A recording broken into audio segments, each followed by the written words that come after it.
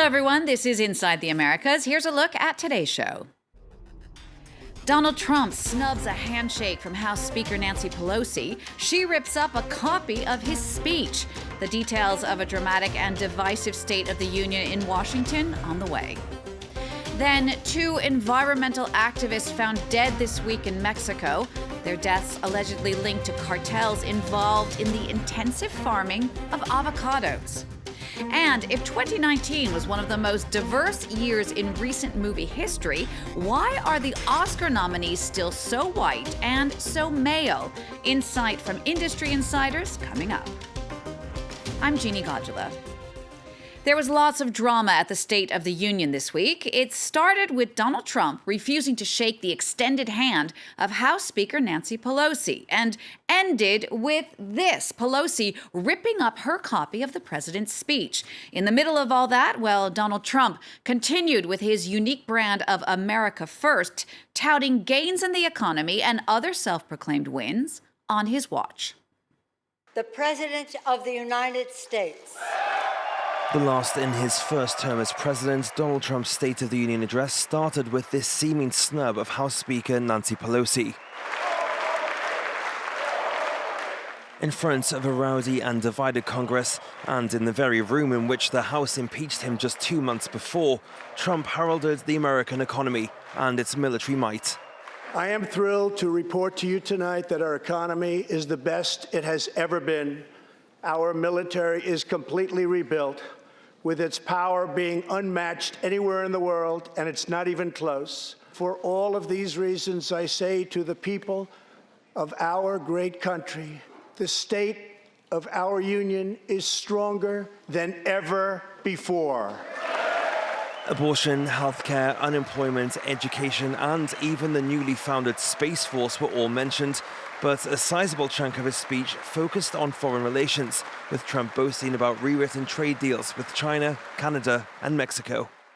Joining us in the gallery is the true and legitimate president of Venezuela, Juan Guaido. Regional politics also featured prominently, with Trump inviting Venezuelan opposition leader Juan Guaido to the address. That move was one of a couple of items that seemed to garner support from both sides of the aisle. A bid to increase investment in infrastructure and the rolling out of internet to rural communities pleased both Republicans and Democrats alike. But that momentum was quickly lost when Trump moved on to the thorny issue of immigration enforcement. Tragically, there are many cities in America where radical politicians have chosen to provide sanctuary for these criminal, illegal aliens. Immigration then proved to be the meat of Trump's speech. Republicans lauded his words on sanctuary cities and the southern border as Democrats expressed their disapproval. After a speech fraught with tension, Trump attempted to end on an optimistic note, but House Speaker Nancy Pelosi clearly thought this speech was tone deaf. Donald Trump gave his State of the Union speech in the very same House chamber where he was impeached 7 weeks ago. But for the president, that was a non-event. His speech Tuesday did not even once mention the word impeachment, and maybe he was right. One day after the speech, Trump was acquitted by the Republican majority Senate. Another part of Trump's bravado at the State of the Union this week came from the fiasco surrounding the Iowa caucuses. A new app meant to streamline the results bugged up, causing a days-long delay in what was meant to be a bellwether for the Democratic presidential campaign. Democratic candidates got straight down to campaigning in New Hampshire on Tuesday evening, ahead of the second round of primaries next week. But attention was still focused on Iowa, where the Democratic caucus leadoff descended into chaos. 24 hours later, they're still trying to figure out what the heck happened in Iowa. Results were delayed by a full day due to technical glitches, prompting organizers to issue an apology. This bumpy start for the Democrats came at just the right moment for the Republicans. The Democrat Party looks like they're in chaos at this point, and I think that they seem unable to run a caucus in Iowa. So I think as long as there's confusion on their side, I think it allows the president to be able to tell more of his story. A story Democratic candidate Pete Buttigieg is hoping to interrupt next November. The 38-year-old gay Afghanistan veteran and Harvard and Oxford graduate didn't wait for official results before celebrating his first-place win in Iowa. Unknown this time last year, his only previous political experience is as the former mayor of a small town in Indiana. A campaign that some said should have no business even making this attempt has taken its place at the front of this race to replace the current president with a better vision. Hot on his heels is Bernie Sanders, 40 years older and with a stance positioned further to the left. The now famous Vermont senator, who lost the primaries to Hillary Clinton 4 years ago, is as optimistic as ever. Here in New Hampshire, I know that you'll be able to count your votes on election night. And when you count those votes, I look forward to winning here in New Hampshire. Also representing the left wing of the Democrat Party, Senator Elizabeth Warren came in at third place, ahead of former Vice President Joe Biden, a longtime favourite in the polls. He saw his first disappointment of the race, followed by Minnesota Senator Amy Klobuchar. Meanwhile, billionaire ex-mayor of New York Michael Bloomberg is set to join the race in the month of March.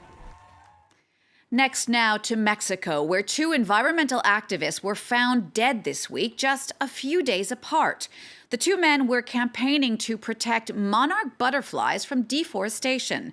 Their deaths are allegedly linked to cartels involved in intensive avocado farming. Emerald Maxwell has more now on the situation in Mexico. His body was found in a holding pond near the mountain forest reserve that he long protected. Homero Gomez Gonzalez led the UNESCO-classified sanctuary of El Rosario, home to millions of monarch butterflies.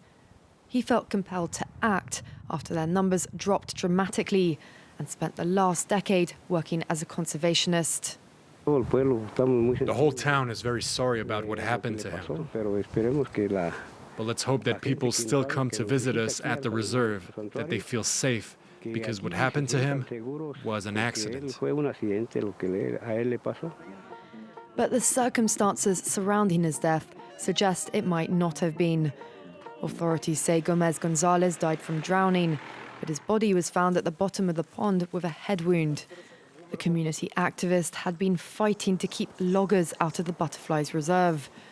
Fueled by poverty and gangs, illegal logging flourishes in the region in order to make way for plantations of avocados, the only legal crop that provides a decent income. Given the circumstances and events, people are scared. There is uncertainty about not knowing what will happen. Some think that if this happened to Homero, and I follow in his footsteps with his projects, the same thing will happen to me. Locals say Gomez Gonzalez managed to reforest about 150 hectares of previously cleared land before he died. But the survival of the monarch butterflies remains threatened.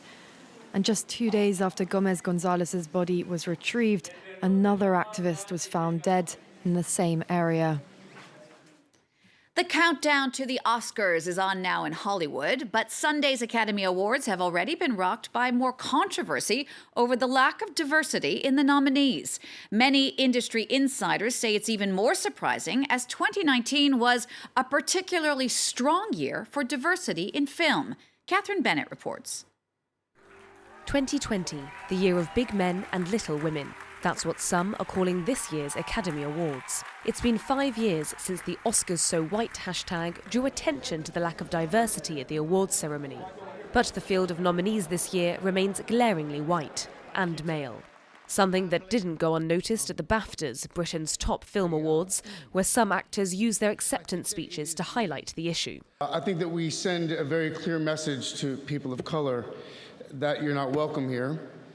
I think that's the message that we're sending to people that have contributed so much to our medium and our industry and in ways that we benefit from. I look at the exceptional, daring talent nominated in this category, and I don't think I could do what they do. Honestly, I just don't have the balls. Out of 20 nominations at the Oscars, only one non-white performer is up for a Best Actor award. This year, no women have been nominated for Best Director. The question remains, why don't the Oscars reflect the industry at large? 2019 was a banner year for diversity in cinema. 31 of the 100 highest-grossing films at the US box office had a lead actor from an underrepresented race or ethnicity, and this is the 4th consecutive year where there's been an increase. 2019 was also a good year for gender parity. 43 of the top 100 films had a female lead actor, the highest number since the study began. So the films that make money aren't necessarily the ones getting awards. So when the Oscar nominations came out this year, I was disappointed but not surprised, because we know that the Academy membership is not required to view the performances before they vote. And since that's the case, what we're really talking about is a popularity contest amongst older white men. Hollywood's systemic problem with diversity is slowly changing, but you wouldn't be able to tell from its award ceremonies. We'll wrap up now with a look at a new pop-up experience for pop star Britney Spears. Fans in Los Angeles can relive the singer's hits in an immersive space called The Zone. In this massive area, you can really get into songs like Toxic or Baby One More Time, but it's not cheap. Tickets start at $60 a pop.